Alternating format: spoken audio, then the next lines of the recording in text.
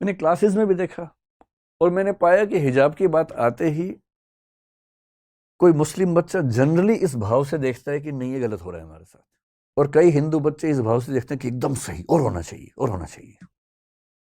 और मजे की बात है कि टॉपिक क्या है ना इसको पता ना उसको पता है। कर्नाटक हाई कोर्ट का जजमेंट क्या है 128 पेज का।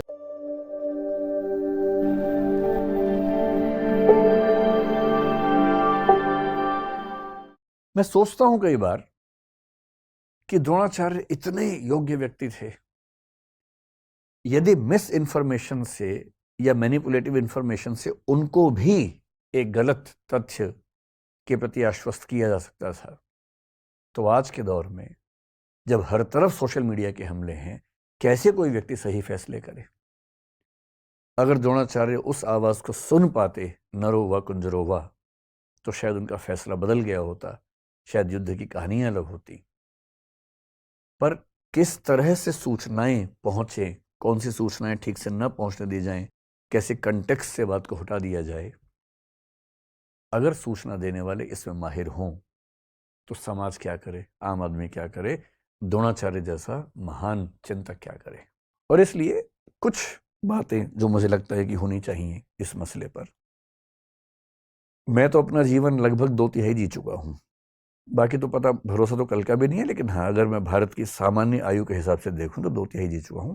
आप 1/3 वाले हैं, तो आपके जीवन में बड़े फैसले बाकी हैं। अधिकांश की शादी भी शायद नहीं हुई आप लोगों के ना, चेहरे ही बता रहे हैं आपके, चमक रहे हैं ना अभी।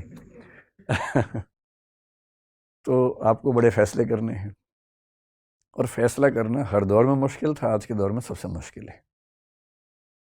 तो कुछ सावधानियां कि जब आप फैसला करें जिंदगी में तो किन सावधानियों को बरतें ताकि गलतियां कम से कम हो। गलतियां उसके बाद भी होंगी, कौन है जो गलती नहीं करता है फैसले में, सब करते हैं, आप भी करेंगे, पर गलतियां कम हो, सही फैसले ज्यादा हों।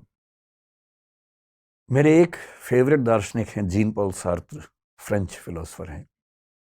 उनके दर्शन का सार अस्तित्ववाद कहते हैं, एग्जिस्टेंशियलिज्म कहते हैं।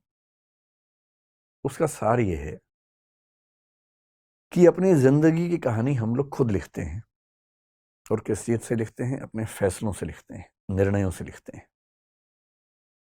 आपने किसी परिस्थिति में क्या फैसला लिया, इससे आपके जीवन की आगे की कहानी लिखी जाएगी। इसलिए मुझे लगता है कि टॉपिक थोड़ा सा महत्वपूर्ण है, तो इसका नाम रख लेते हैं निर्णय। सही निर्णय लेने में क्या क्या सावधानियां होनी चाहिए, बेसिक सी बात इतनी सी है।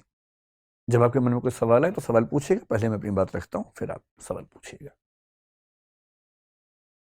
जब भी कोई निर्णय लेने की प्रक्रिया में आप उतरते हैं, सबसे पहला स्टेप क्या है? सबसे पहला स्टेप है ये देखिए कि निर्णय की प्रक्रिया में उतरने से पहले आप निष्पक्ष और तटस्थ हैं या नहीं हैं। एक शब्द होता है तटस्थ, जिसको अंग्रेजी में बोलते हैं न्यूट्रल। तटस्थता को न्यूट्रलिटी बोलते हैं।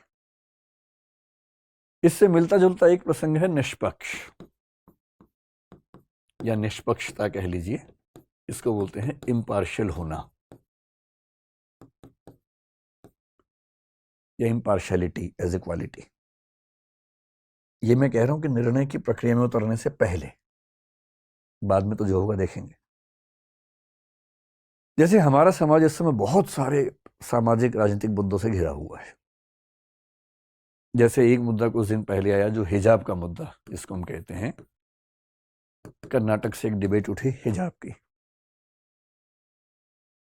फिर एक मुद्दा आजकल चल रहा है यूनिफॉर्म सिविल कोड का, जो कि हो सकता है कि जल्दी ही किसी रूप में हमारे सामने आए। फिर पॉपुलेशन बिल के बारे में बात चलती है आजकल।